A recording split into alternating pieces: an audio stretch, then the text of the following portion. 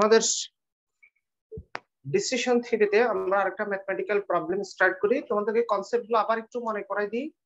যদি কোনো ধরনের বিজনেস বা কোনো ডিসিশন মেকিং এর জন্য একটা অল্টারনেটিভ থাকে এবং এটার প্রবাবিলিটি যদি 100% হয়, অল্টারনেটিভ একটাই হয়, তাহলে সেটাকে আমরা কি বলি? সেটা সার্টেন বিজনেস বলি এবং তার ক্ষেত্রে ডিসিশন মেকিংটাকে ডিসিশন মেকিং আন্ডার সার্টেনিটি বলা হয়।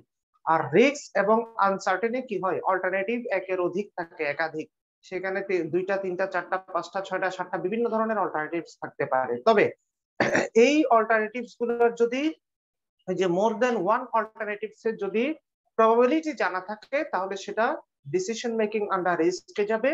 আর যদি সেগুলোর প্রবাবিলিটি সম্বন্ধে জানা না থাকে, তাহলে ডিসিশন মেকিং আন্ডার আনসার্টেনিটি হবে। এটা ছিল না? আর যদি ডিসিশন মেকিং আন্ডার রিস্ক থাকে, সেক্ষেত্রে আমরা তিনটা আমাদের টুলস আছে। আমাদের যখন যে ক্রাইটেরিয়া থাকবে, যে ধরনের প্রবলেম থাকবে, ম্যাক্সিমাইজেশন কেস না মিনিমাইজেশন কেস, এটার উপরে বেসড করে আমরা এই যে ডিসিশন নেব যে কোন টুলসটা আমরা ইউজ করব। আর যদি আনসার্টেনিটি থাকে, তাহলে সেই ক্ষেত্রে আমাদের যেই ক্রাইটেরিয়া কোশ্চেনে উল্লেখ করা থাকবে, ওই ক্রাইটেরিয়ার উপরে বেসড করে আমরা কি করব? ডিসিশন মেক করব। ঠিক আছে?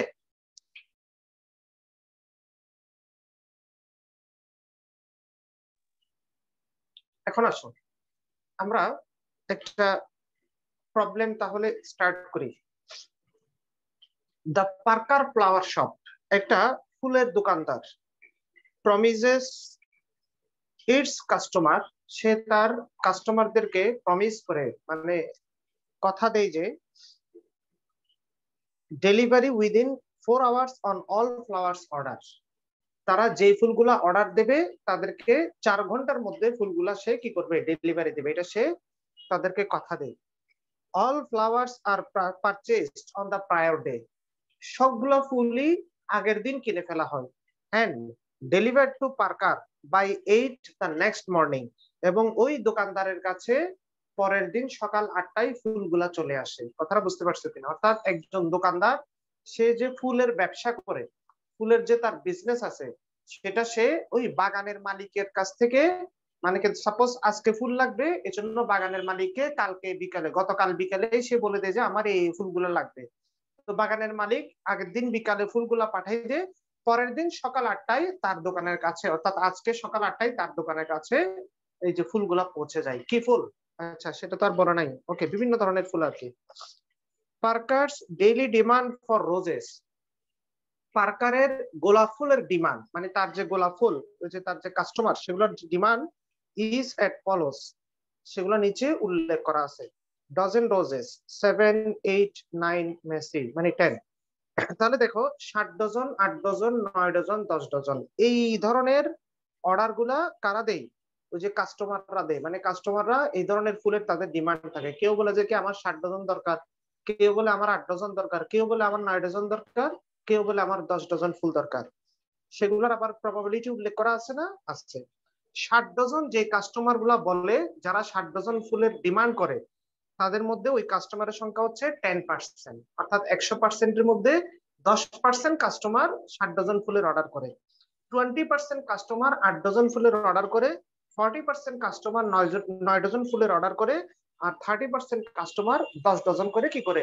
অর্ডার করে। তাহলে তো 7 ডজন, 8 ডজন, 9 ডজন, 10 ডজন, এইভাবে করে তারা অর্ডার করে। তো টোটাল 100% হচ্ছে না? হয়েছে। তার মানে তার দোকানে যেই কাস্টমাররা আসে, তাদের মধ্যে তাদের ক্রাইটেরিয়া হচ্ছে 4 ধরনের। তারা এই 4 ধরনের ডিমান্ড ছাড়া অন্য কোনো ডিমান্ড করে না। ওকে। পার্কার পারচেজেস রোজেস ফর টাকা 10 পার ডজন, পার্কার প্রতি ডজন ফুল সে 10 টাকা করে কিনে আনে, ওই বাগানের মালিক থেকে 10 টাকা করে কিনে আনে। এন্ড সেলস দেম টাকা 30, এবং সেগুলাকে 30 টাকা করে সেল করে। তাহলে কি বুঝলা বলো? 10 টাকা করে প্রতি ডজন কিনে আনছে, 30 টাকা করে প্রতি ডজন বিক্রি করতেছে, তাহলে সে প্রতি ডজনে 20 টাকা করে প্রফিট করে। ঠিক না? তার মানে এখানে মার্জিনাল প্রফিট হচ্ছে টাকা 20। এটা ক্লিয়ার? এখানে মার্জিনাল প্রফিট টাকা 20। অল আনসোল্ড রোজেস, যেই ফুলগুলা অবিকৃত থেকে যায়, আর ডোনেটেড টু এ লোকাল হসপিটাল, সেগুলা সে ওই যে তার এলাকায় যে একটা হসপিটাল আছে, ওই হসপিটালে সে কি করে দেয়? দান করে দেয়। সে অর্থাৎ যে ফুলগুলো তার বিক্রি হবে না, রয়ে যাবে, আজকে সারাদিন ফুল বিক্রি করলো, সন্ধ্যার সময় সে দোকান বন্ধ করে ফেলবে, দেখে যে কিছু ফুল অবিকৃত থেকে গেছে, সেগুলো সে কি করে, নষ্ট না করে, ফেলে না দিয়ে সেগুলো সে লোকাল হসপিটালে কি করে, দান করে। কিন্তু এই ফুলগুলা কিন্তু এই বাগানের মালিক আর রিটার্ন নেয় না। কথাটা বুঝতে পারছি কিনা? তাহলে এই সেন্টেন্সটা দ্বারা কি বোঝায়? এই সেন্টেন্সটা দ্বারা বোঝায় আনসোল্ড আইটেম, অর্থাৎ যে ফুলগুলা বিক্রি হবে না সেগুলা তার রিটার্ন দেওয়ার কোনো সুযোগ নাই। সেগুলা সে যেহেতু ওখানে সওয়াবের নিয়তে দান করে দিছে, তার মানে বিক্রি না হলে তার লস না। বলো কত টাকা করে লস প্রতি ডজনে? তোমরা বলো তো দেখি, যে ফুলগুলা আনসোল্ড থেকে যাবে সেগুলো যদি বিক্রি না হয় তাহলে কত টাকা করে লস আমাকে বলো। 10 টাকা। ভেরি গুড কাইসার, 10 টাকা করে লস। হ্যাঁ হ্যাঁ, শমশের আলী, ওকে।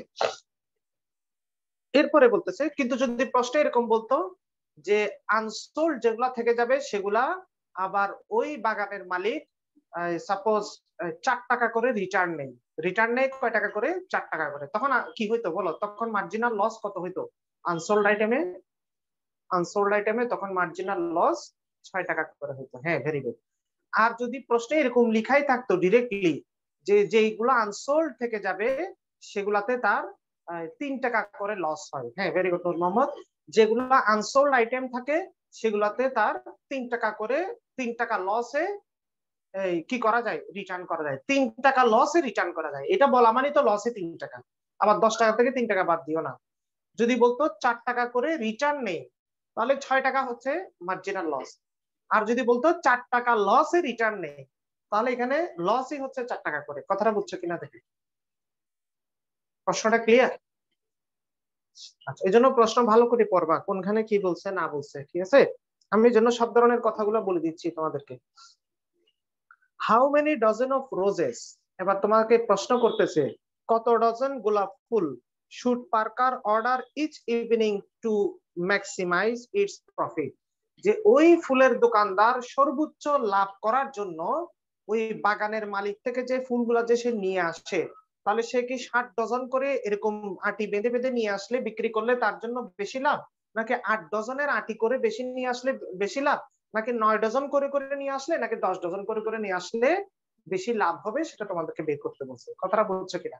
অর্থাৎ গোলাপ ফুলগুলা সে সিঙ্গেল সিঙ্গেল বিক্রি করতে পারে না, তাকে কি করতে হয়, ডজনে ডজনে বিক্রি করতে হয়। এরকম 1 ডজন 2 ডজন না, মানে কি সিস্টেম গুলো হচ্ছে কি এরকম, একসাথে 60 ডজন একসাথে একটা আটি, 8 ডজনের একটা আটি, 9 ডজনের একটা আটি, 10 ডজনের একটা আটি, এইভাবেই সে ওই যে ওই ইয়ার কাছ থেকে, বাগানের মালিকের কাছ থেকে নিয়ে এসে তার এখানে বিক্রি করবে। কথাটা বুঝতে পারছো কিনা? এখন তোমাকে কোশ্চেন করছে যে কত ডজন করে সে নিয়ে এসে বিক্রি করলে, অর্থাৎ কোন ডজনের ডিমান্ড বেশি ফুলফিল করলে তার সবচেয়ে বেশি প্রফিট হবে, সেটা আমাদেরকে কোশ্চেন করছে। বলো এখানে অল্টারনেটিভ কয়টা আমাকে বলো। তোমাকে যে কোশ্চেন করছে কত ডজন ফুলের অর্ডার করলে বেশি লাভ হবে, তাহলে এখানে কয়টা অল্টারনেটিভ থেকে বের করতে হবে আনসারটা? অল্টারনেটিভ কয়টা আছে তোমার এখানে? 4টা, ঠিক না? হ্যাঁ very good. 60 dozen, 8 dozen, 9 dozen, 10 dozen, মানে কোনটা এখানে সিলেক্ট করতে হবে, এটা তোমাকে ডিসিশন মেক করতে বলছে। এখন বলো যেটা সিলেক্ট করলে, এরপর বলো আমাকে 4টা অল্টারনেটিভে কি কোনো প্রবাবিলিটি উল্লেখ করা আছে আমাকে বলো তো। এই 4টা অল্টারনেটিভের কি কোনো প্রবাবিলিটি উল্লেখ করা আছে? ইয়েস। তাহলে এটা কি, এটা কার মধ্যে পড়বে, ডিসিশন মেকিং আন্ডার রিস্ক নাকি ডিসিশন মেকিং আন্ডার আনসার্টেনিটি, কোনটা হবে? রিস্ক। হ্যাঁ ভেরি গুড। কিন্তু গত ক্লাসও আমরা একটা প্রবলেম সলভ করছিলাম, 4টা অল্টারনেটিভ ছিল, একটা D1, একটা D2, একটা D3, একটা D4, কিন্তু এই 4টা অল্টারনেটিভের কোনো প্রবাবিলিটি উল্লেখ করা ছিল না। কথাটা বুঝতে পারছো কিনা? যার কারণে আমাদের সেটা আনসার্টেন বিজনেসে ছিল, ঠিক আছে? এখন সেটা হচ্ছে, এখন হচ্ছে এটা কি, ডিসিশন মেকিং আন্ডার রিস্ক। ওকে, এখন আমাকে বলো এই ডিসিশন মেকিং আন্ডার রিস্ক, এই যে এটা ডিসিশন মেক করার জন্য আমাদের কাছে কয় ধরনের বুলেট আছে? 3 ধরনের, মানে তিনটা তিনটা ইয়া আছে, ঠিক না, টুলস। একটা হচ্ছে কি এক্সপেক্টেড মনিটারি ভ্যালু, একটা এক্সপেক্টেড অপরচুনিটি লস, আর একটা expected value of perfect information. এখন আমাকে বলো এখানে কি আমাদেরকে মূলত তো দুইটা, expected monetary value are expected opportunity loss, মূলত হচ্ছে দুইটা। এখন বলো কোশ্চেনে কি আমাদেরকে ম্যাক্সিমাইজ করতে বলছে না মিনিমাইজ করতে বলছে? তোমরা বলো কোশ্চেনে কি করতে বলছে? ম্যাক্সিমাইজ। Very good. যেহেতু ম্যাক্সিমাইজ করতে বলছে তাহলে আমরা কোন টুলসটা ইউজ করব? এক্সপেক্টেড মনিটারি ভ্যালু নাকি এক্সপেক্টেড অপরচুনিটি লস, ইএমভি নাকি ইওএল? কোনটা? Monetary value, EMV. হ্যাঁ, ভেরি গুড। আমরা ইউজ করব কোনটা? ইএমভি, এক্সপেক্টেড মনিটারি ভ্যালু আমরা ইউজ করব। ঠিক আছে। আচ্ছা, আরেকটা কথা শোনো, যে আমরা expected value of perfect information কখন বলতাম একটু দেখো, আবার এটা বুঝাই দিই। Expected value of perfect information কখন বলতাম? যদি এখানে এরকম থাকতো যে 60 ডজনের যে ডিমান্ড, 60 ডজন ডিমান্ড ফুলের যাদের ডিমান্ড, তাদের প্রবাবিলিটি 10% দেওয়া আছে না? কিন্তু যদি এরকম বলতো তাদের প্রবাবিলিটি কোন সময় 10% থাকে, কোন সময় 20% হয়ে যায়, কোন সময় 40% হয়ে যায়। যাদের 8 ডজন তাদের কোন সময় 20% থাকে, কোন সময় 10% নেমে আসে, কোন সময় এটা 30% হয়ে যায়। এরকম যদি বিভিন্ন ধরনের প্রত্যেকটা আইটেমের, প্রত্যেকটা অল্টারনেটিভের যদি একাধিক প্রবাবিলিটি থাকতো, তাহলে কিন্তু সেটা কোথায় চলে যেত? এক্সপেক্টেড ভ্যালু অফ পারফেক্ট ইনফরমেশনে চলে যেত। কথাটা বুঝতে পারছো কিনা দেখো। তখন এক্সপেক্টেড ভ্যালু অফ পারফেক্ট ইনফরমেশনে তোমার প্রত্যেকটার জন্য এই যে আলাদা আলাদা করে মাল্টিপ্লাই করে করে যোগ করতে হইতো। কথাটা বুঝতে পারছো কিনা? তবে সেটাও মনিটারি ভ্যালু আর অপরচুনিটি লসই হবে, কিন্তু ওই যে expected value of perfect information ক্রাইটেরিয়ায় চলে যাবে। ঠিক আছে। ওকে, তাহলে আবার বলবো, একটু খেয়াল করো। আমি এই জন্য তোমাদেরকে একেবারে একটা প্রশ্ন থেকেই সব কনসেপ্ট ক্লিয়ার করার চেষ্টা করতেছি, আমি সব ধরনের কথাগুলো বলতেছি। আমি তোমাদেরকে বলতে চাচ্ছি, যদি এখানে অল্টারনেটিভ 4টা আছে, ঠিক না? এই যে 7, 8, 9, 10, এই 4 ডজন ফুলের মধ্যে কোনটাকে অর্ডার করতে হবে বেশি প্রফিট করার জন্য? এবার আমাকে বলো, প্রত্যেকটা অল্টারনেটিভের কি সিঙ্গেল প্রবাবিলিটি দেওয়া আছে নাকি মাল্টিপল প্রবাবিলিটি দেওয়া আছে? বলো, প্রত্যেকটা অল্টারনেটিভের কি সিঙ্গেল প্রবাবিলিটি আছে নাকি মাল্টিপল প্রবাবিলিটি আছে? সিঙ্গেল। যদি প্রত্যেকটা অল্টারনেটিভের সিঙ্গেল প্রবাবিলিটি থাকে, তাহলে সেই ক্ষেত্রে তোমার ম্যাক্সিমাইজেশন কেসে আমরা এক্সপেক্টেড মনিটারি ভ্যালু ইউজ করব, মিনিমাইজেশন কেসে আমরা এক্সপেক্টেড অপরচুনিটি লস ইউজ করব, ঠিক না? আর যদি মাল্টিপল প্রবাবিলিটি দেওয়া থাকতো, অর্থাৎ 60 ডজনের ক্ষেত্রে প্রবাবিলিটি 3 ধরনের আছে, 8 ডজনের প্রবাবিলিটি 3 ধরনের, এরকম যদি প্রবাবিলিটি একাধিক দেওয়া থাকে প্রত্যেকটারই, তাহলে সেই ক্ষেত্রে আসলে এটা expected value of perfect information, অর্থাৎ সারা বছর একই না, কোন সময় কত হয় ফ্লাকচুয়েশন গুলো আলাদা আলাদা আছে, কিন্তু এখন যে প্রবাবিলিটি আছে এটা পুরো বছরের হিসাব করে এভারেজ একটা প্রবাবিলিটি দেওয়া আছে। আমার কথাটা বুঝতে পারছো কিনা? সারা বছরের একটা এভারেজ প্রবাবিলিটি দেওয়া আছে প্রত্যেকটা আইটেমের, অর্থাৎ প্রত্যেকটা অল্টারনেটিভের একটাই করে এটা এভারেজ প্রবাবিলিটি দেওয়া আছে। ক্লিয়ার? আচ্ছা, ওকে, তাহলে আমরা চলে আসি আমাদের এই নির্ধারিত প্রবলেমে। ঠিক আছে, তাহলে আমাদেরকে এখানে কি কি ম্যাথমেটিক্যাল ইনফরমেশন গুলো আছে একটু খেয়াল করো তো। এখানে আমাদেরকে যে প্রথমে মার্জিনাল কস্ট দেওয়া আছে, অর্থাৎ প্রতি ইউনিটে, প্রতি ডজনে 10 টাকা করে হচ্ছে মার্জিনাল কস্ট, ঠিক না? তারপরে মার্জিনাল রেভিনিউ দেওয়া আছে, এগুলো বিক্রি করে কত টাকা করে? 30 টাকা করে, ঠিক না? তাহলে দেয়ারফর আমরা বলতে পারি এখানে মার্জিনাল প্রফিট হচ্ছে কত টাকা করে? 20 টাকা করে। ওকে, এরপর আসো, যেগুলা আনসোল্ড থেকে যায়, তোমরা বলে দিয়েছো তোমরা এই যে যেগুলা বিক্রি হয় না সেগুলা কি ফেরত নেই? নেয় না, সেগুলা লোকাল হসপিটালে দান করে দেয়। তার মানে এখানে মার্জিনাল লস হচ্ছে টাকা 10। সবাই ক্লিয়ার কিনা দেখো। আনসোল্ড আইটেমে যেগুলো বিক্রি হয় না সেগুলোতে মার্জিনাল লস হচ্ছে টাকা 10। ক্লিয়ার?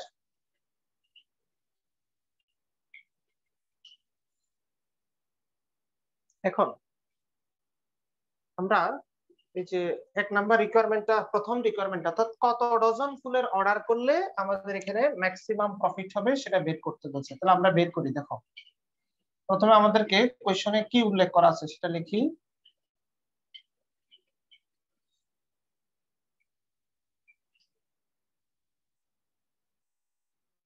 কোশ্চেন আমাদেরকে ডিমান্ড দেওয়া আছে আর তাদের প্রবাবিলিটি দেওয়া আছে, ঠিক না? ডিমান্ড কত কত? 7, 8, 9। মেসি মেসি জোড়া গোল করছে গত চ্যাম্পিয়ন্স লিগের ম্যাচে।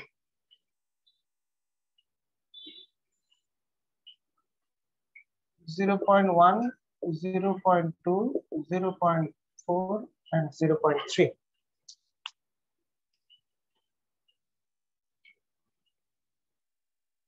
এগুলো উল্লেখ করা আছে ডিমান্ড এন্ড প্রবাবিলিটি। এবার আমাকে বলো, সে যে এখন যে তুমি এক্সপেক্টেড মনিটারি ভ্যালু এই টুলসটা যে ব্যবহার করবা, তো ডিমান্ডের সাথে কার ক্যালকুলেশন করে এটা ক্যালকুলেট করবা, অর্থাৎ এগুলো কাস্টমারদের ডিমান্ড, আর তুমি প্রশ্নে জিজ্ঞাসা করছে তুমি কত ডজন করে বিক্রি করলো, অর্থাৎ কত ডজন করে সাপ্লাই দিলে তোমার প্রফিটটা বেশি হবে। কথাটা বুঝতে পারছো কিনা দেখো, প্রশ্নটা ক্লিয়ার? প্রশ্নে জিজ্ঞাসা করছে তুমি কত ডজনের অর্ডার নিয়ে সেল করলে তোমার, তার মানে তুমি কত ডজন সাপ্লাই দিলে তোমার বেশি প্রফিট হবে। ওকে, তাহলে এখানে যেহেতু ডিমান্ড আছে এখানে কি লিখতে হবে, সাপ্লাই, ঠিক না? তাহলে এখানে আমরা সাপ্লাই গুলা লিখি। তাহলে সাপ্লাই দিতে হবে নিশ্চয়ই এই চারটাই, তো চার ভাবে সাপ্লাই দিতে হবে, হয় 60 ডজন করে, না হয় 8 ডজন করে, না হয় 9 ডজন করে, না হয় 10 ডজন করে সাপ্লাই দিতে হবে।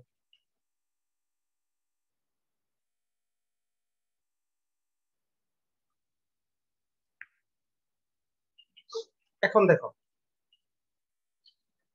এবার এই ডিমান্ড এবং সাপ্লাই থেকে তোমাকে কি বের করতে হবে, আগে মনিটারি ভ্যালু বের করতে হবে, ঠিক না? পরে আমরা এক্সপেক্টেড মনিটারি ভ্যালু বের করব। আগে মনিটারি ভ্যালু, এখানে মনিটারি ভ্যালু দিয়ে কি বোঝাচ্ছে, প্রফিট বোঝাচ্ছে। তোমরা মনিটারি ভ্যালু লিখতে পারো অথবা প্রফিটও লিখতে পারো, যে কোনো একটা, হয় মনিটারি ভ্যালু লিখবা না হয় প্রফিট লিখবা, কারণ এখানে মনিটারি ভ্যালুর নামটাই হচ্ছে প্রফিট, ঠিক না? এই কথাটা ক্লিয়ার সবাই? আগে মনিটারি ভ্যালু বের না করলে তারপরে এক্সপেক্টেড কেমনে বের করবো, এক্সপেক্টেড তো পরে আসতেছে, আগে টোটাল, আগে নেট প্রফিটটা বের করে নিই। ভালো করে খেয়াল করো, নেট প্রফিট। এবার তোমাদেরকে জিজ্ঞাসা করবো, তোমরা আনসার দিবা। নেট প্রফিট কিন্তু ধরো কাস্টমারদের ডিমান্ড 60 ডজন, আর তুমি সাপ্লাইও দিছো 60 ডজন, বলো 60 ডজন সাপ্লাই দিছো, 60 ডজনের ডিমান্ড, তাহলে কয় ডজন সেল হবে? 60 ডজন সাপ্লাই দিছো, 60 dozen demand, very good, 60 dozen sale হবে। 60 ডজন যদি সব সেল হয়ে যায় তাহলে তোমার প্রতি ডজনে, প্রতি ডজনে কয় টাকা করে লাভ, 20 টাকা করে লাভ। তাহলে তোমার 60 ডজনে নেট প্রফিট কত আসবে বলো? 60 ডজনে নেট প্রফিট কত? 140 টাকা, ঠিক না? হ্যাঁ, ভেরি গুড, এটা হচ্ছে নেট প্রফিট 140 টাকা। ওকে, সাপ্লাই 60 ডজন, ডিমান্ড 60 ডজন। এবার এটা বুঝো, সাপ্লাই 60 ডজন দিছে কিন্তু ডিমান্ড 8 ডজন। ভালো করে খেয়াল করো, সাপ্লাই দিছে 60 ডজন, ডিমান্ড হচ্ছে 8 ডজন, তাহলে বলো এখানে কয় ডজন সেল হবে? 60 ডজন। তাহলে নেট প্রফিট কত টাকা বলো? তাও নেট প্রফিট 140 টাকা, ঠিক না? কারণ সব তো সেলে যাবে, বলো এখানে আর কোনো আনসোল্ড আইটেম থাকবে আমাকে বলো তো? এখানে সব সেল হয়ে যাবে না? 60 ডজনের সাপ্লাই দিলে, 60 ডজন সাপ্লাই দিলে কোনো আনসোল্ড আইটেম থাকবে না, সব সেল হয়ে যাবে, তার মানে এখানে প্রত্যেকটাতেই 140 টাকা করে প্রফিট হবে। ওকে, এরপর আসো, এবার খেয়াল করো, যদি সে 8 ডজন সাপ্লাই দেয় কিন্তু কাস্টমারের ডিমান্ড যদি 60 ডজন হয়, তাহলে কয় ডজন সেল হবে? 60 ডজন সেল হবে। আর 60 ডজন সেল করলে 1 ডজন কিন্তু আনসোল্ড আইটেম থাকবে, 60 ডজন সেল হবে, 1 ডজন আনসোল্ড থেকে যাবে। আর 60 ডজন সেলে টোটাল প্রফিট 140 টাকা, আবার 1 ডজন আনসোল্ড আইটেমে লস, মার্জিনাল লস হচ্ছে কত টাকা? 10 টাকা। তাহলে এদিকে তার নেট প্রফিট কত বলো? 140 টাকা লাভ করছে 60 ডজন বিক্রি করে, আর 1 ডজন দান করে দিয়ে সে মোটামুটি তার নেট, হ্যাঁ ভেরি গুড, নেট প্রফিট হচ্ছে 130 টাকা। সবাই ক্লিয়ার আশা করি? তাহলে সেম ভাবে বাকিগুলা বের করা যাবে না? 8 ডজন সাপ্লাই দিছে, 8 ডজন তার ডিমান্ড, তাহলে 160 টাকা প্রফিট, এখানেও নেট প্রফিট 160, এখানেও নেট প্রফিট 160, এখানে কোনো আনসোল্ড আইটেম নাই বাকিগুলাতে, বাকিগুলো সব সেল হয়ে যাবে, ঠিক না?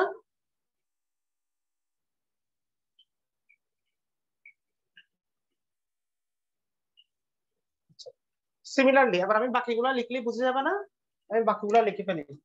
120, 110, 150, 140, আর এখানে যেহেতু 9 9 180, এটাও 180, আর এখানেও 180, না স্যার এটা 170, আর এটা 200, ঠিক আছে?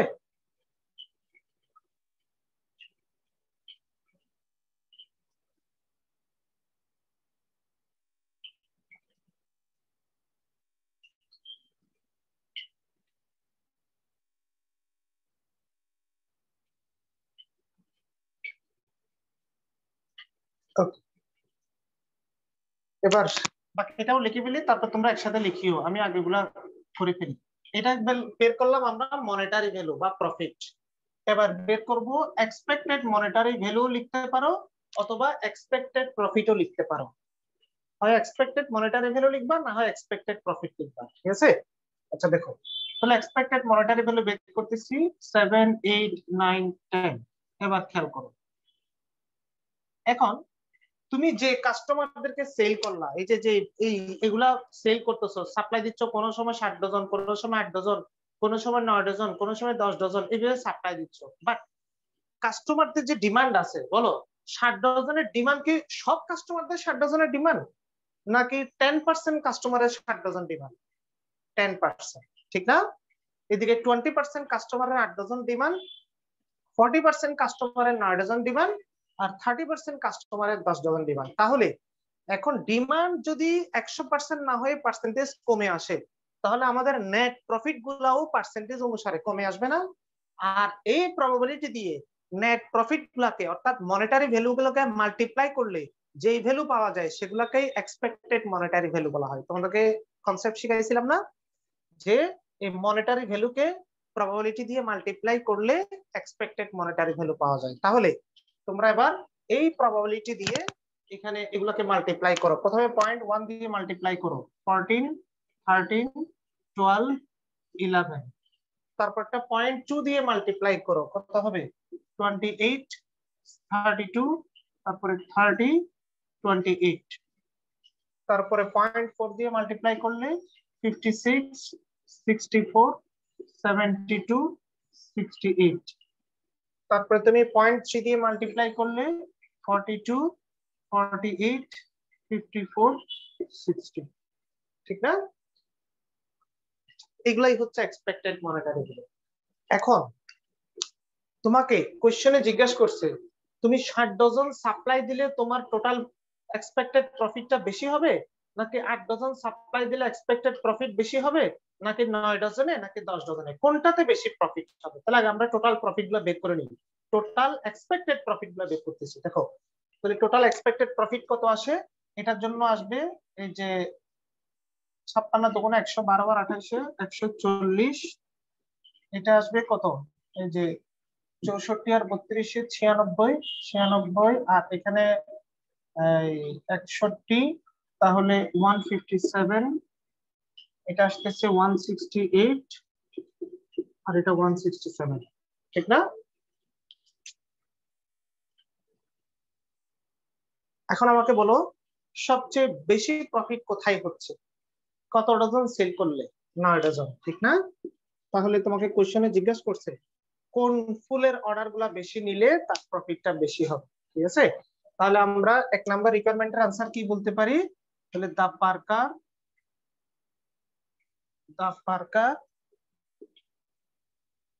should take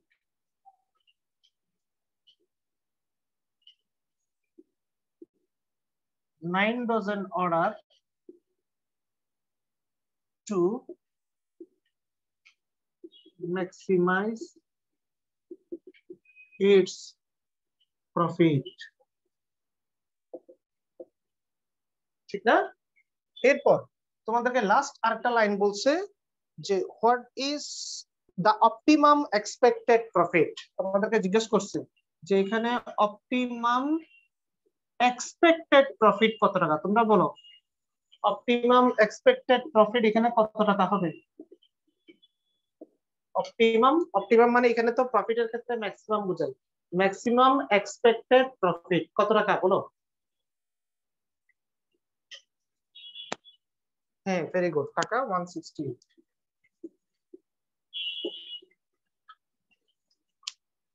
তাহলে আমরা বুঝে গেলাম।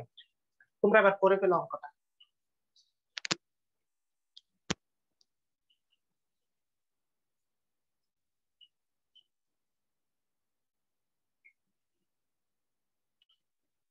আচ্ছা, করা হলে একটু জানাইও। ও, নূর মোহাম্মদ করে ফেলছো, very good.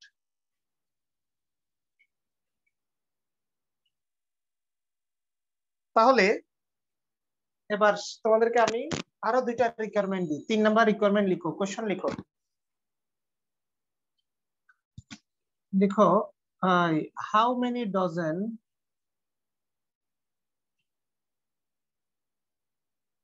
of roses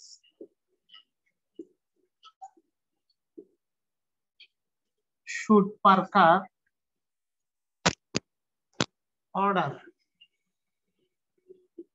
to minimize its loss? এটা একটা question. How many dozen of roses should Parker order to minimize its loss? 4 number requirement লিখো, what is expected minimum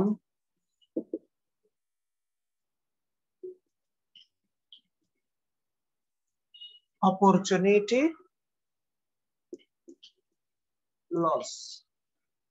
What is expected minimum opportunity loss?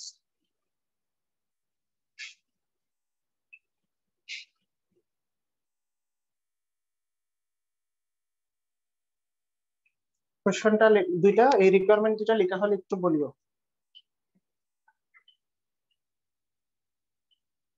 আগে জিজ্ঞেস করছিল how many dozen of roses should Parker order to maximise its profit, ছিল এখন লিখছি minimise it's loss, ঠিক না? আচ্ছা হ্যাঁ, ভেরি গুড।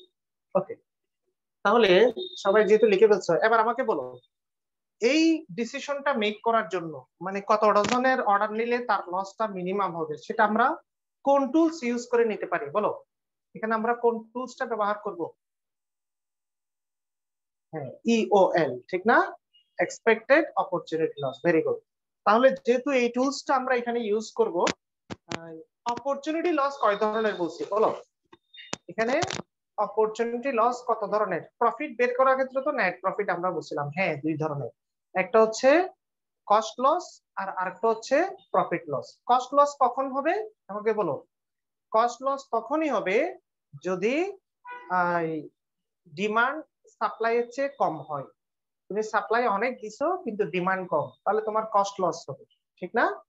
আর যদি ডিমান্ড সাপ্লাই এর চেয়ে বেশি হয়ে যায় তাহলে কিন্তু regret loss or profit loss থেকে যাবে, ঠিক না? আচ্ছা, তাহলে আমরা এখানে সেটা দিয়েই বের করি।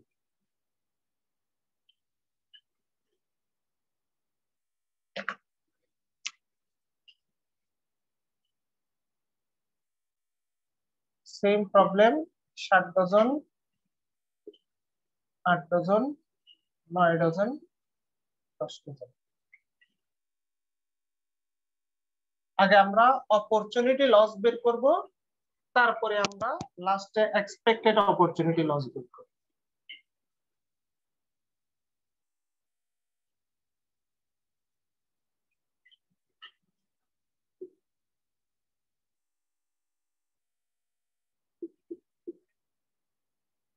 ঠিক আছে, আগে আমরা অপরচুনিটি লস গুলো একটু বের করি। তোমরা একটু মনোযোগ দিয়ে দেখো।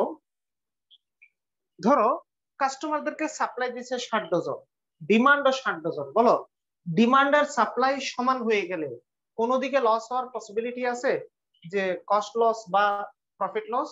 কোনো পসিবিলিটি নাই, কোনোটাই হবে না। ডিমান্ড আর সাপ্লাই ইকুয়াল হলে কোনো কস্ট লসও নাই, প্রফিট লসও নাই, বাট দুইটা ইনইকুইলিব্রিয়াম হলেই প্রবলেম, ঠিক না? সাপ্লাই দিছে 60 ডজন, ডিমান্ড 8 ডজন, বলো এখানে কি হবে? সাপ্লাই দিছে 60 ডজন, ডিমান্ড 8 ডজন, এখানে কি কস্ট লস হবে নাকি প্রফিট লস হবে তোমরা বলো? Profit loss. কয় ডজনের প্রফিট লস? 1 ডজনের, তার মানে এখানে রিগ্রেট লস, ঠিক না? তাহলে রিগ্রেট লস যদি 1 ডজন হয় তাহলে সে মনে মনে বলবে যে কি আমি 20টা টাকা লস করে ফেললাম, কারণ রিগ্রেট লস হচ্ছে এখানে, প্রফিট লস হচ্ছে 20 টাকা করে, ঠিক না? আর পরেরটাতে 2 ডজনের রিগ্রেট লস, এরপরে 3 ডজন রিগ্রেট লস, ঠিক আছে কিনা দেখো। প্রথমে কোনো রিগ্রেট লস নাই, কোনো লসই নাই, তারপরে 1 dozen regret loss, 2 dozen regret loss, 3 dozen regret loss বা প্রফিট লস, ঠিক আছে? ওকে, তাহলে এবার পরেরটাতে আসো। এবার বলো 8 ডজন যদি সাপ্লাই দেয়, 9 ডজন যদি ডিমান্ড থাকে, এবার আমাকে বলো কস্ট লস নাকি regret loss? Cost loss, very good. তাহলে কয় ডজনের কস্ট লস? 1 ডজনের। আর 1 ডজনের কস্ট লস হচ্ছে 10 টাকা। এই যে কস্ট লস, কস্ট 10 টাকা করে ছিল, এই কস্ট লস এই যে 10 টাকা, ঠিক আছে। আর এখানে ডিমান্ড সাপ্লাই ইকুয়াল, কোনো লস নাই। এর পরের গুলা থেকে আবার রিগ্রেট লস, 1 ডজনের রিগ্রেট লস, 2 ডজনের রিগ্রেট লস, ঠিক আছে, বা প্রফিট লস আছে। সিমিলারলি দেখো এখানে 2 dozen cost loss, 1 dozen cost loss, কোনো কস্ট লস নাই, 1 ডজন প্রফিট লস। এরপরে দেখো 3 dozen cost loss, 2 dozen cost loss, 1 dozen cost loss, কোনো লস নাই, ঠিক আছে। একটা করলে তো বাকিগুলো ইজিলি বোঝা যায় আসলে কি হবে। ওকে, এবার আমরা এক্সপেক্টেড ভ্যালুগুলা বের করে ফেললি, আমরা মাল্টিপ্লাই করে এক্সপেক্টেড ভ্যালুগুলা বের করে ফেলছি, ঠিক আছে। ওকে, থ্যাংক ইউ।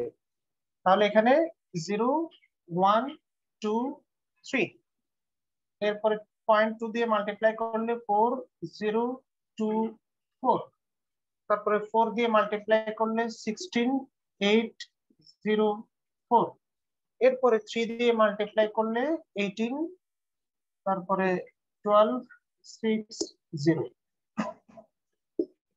তাহলে আমরা দেখি টোটাল এক্সপেক্টেড অপরচুনিটি লস গুলা কত। এখানে হচ্ছে 38, এখানে 21, এখানে মেসি, আর এখানে 11। তাহলে আমাকে বলো সবচেয়ে কম লস কোথায়, মিনিমাইজ লস। আমরা দেখতেছি এখানে সবচেয়ে কম লস 10 টাকা, অর্থাৎ আমরা 9 ডজন ফুলের অর্ডার করব, ঠিক না, লস মিনিমাইজ করার জন্য। তাহলে আমরা 3 নাম্বার রিকোয়ারমেন্টের আনসারটা লিখি। 3 নাম্বার রিকোয়ারমেন্টের আনসারটা কি হবে? The Parker should take 9 dozen of roses to minimize its loss, ঠিক না। এরপরে কি বের করতে বলছে? What is minimum expected opportunity loss, 4 নাম্বারে। তাহলে minimum expected opportunity loss equal to টাকা বেশি।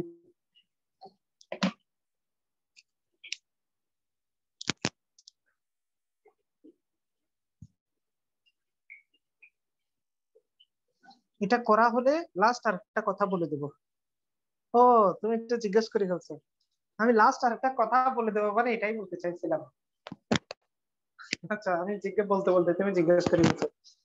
ধরো এখানে দুইটা মিনিমাম অপরচুনিটি লস দুইটা আসছে, এটাও 10 টাকা, এটাও 10 টাকা, লোয়েস্ট লস। তাহলে আনসার কি হবে বলো? আনসার হবে the Parker should take 9 dozen or 10 dozen of roses to minimize its loss। কথাটা বুঝতে পারছো কিনা দেখো। যদি দুইটা অল্টারনেটিভ যদি সেম, তোমার সেম অবজেক্টিভকে অ্যাচিভ করে, তাহলে ওই দুইটা অল্টারনেটিভই আনসার হবে। ক্লিয়ার? হ্যাঁ, অর ইউজ।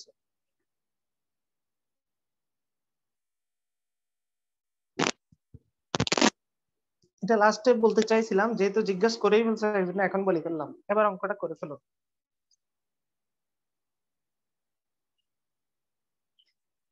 আচ্ছা, সাদমান ডান।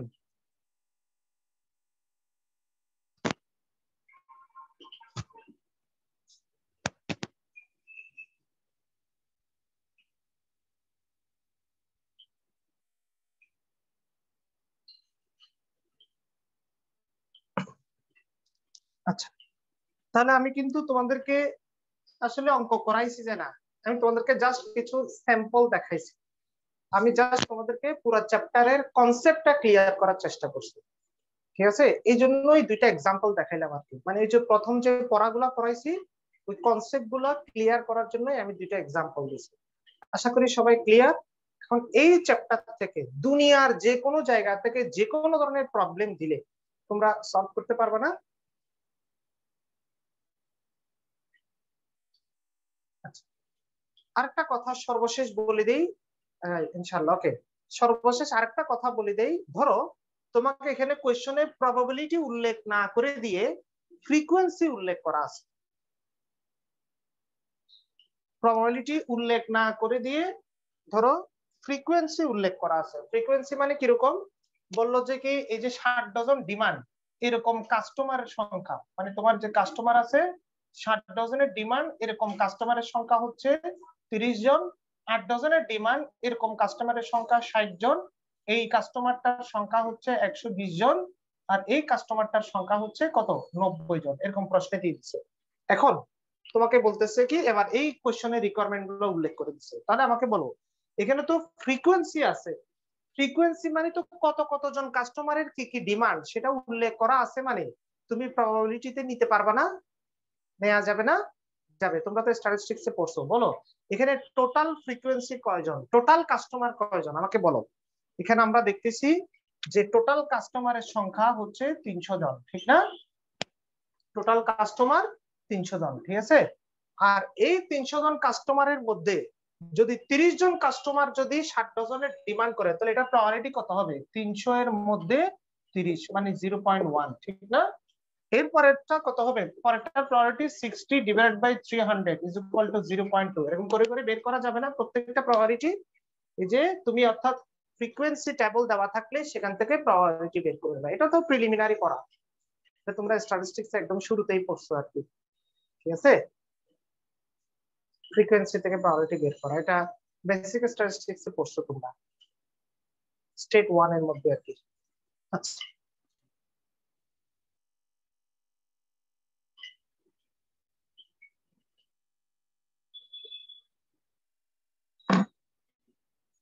এই হচ্ছে পুরা চ্যাপ্টারের সারসংক্ষেপ। যাক, আমরা মোটামুটি অল্প সময়ের মধ্যে আমাদের চ্যাপ্টারটা শেষ করতে পারলাম। ওকে,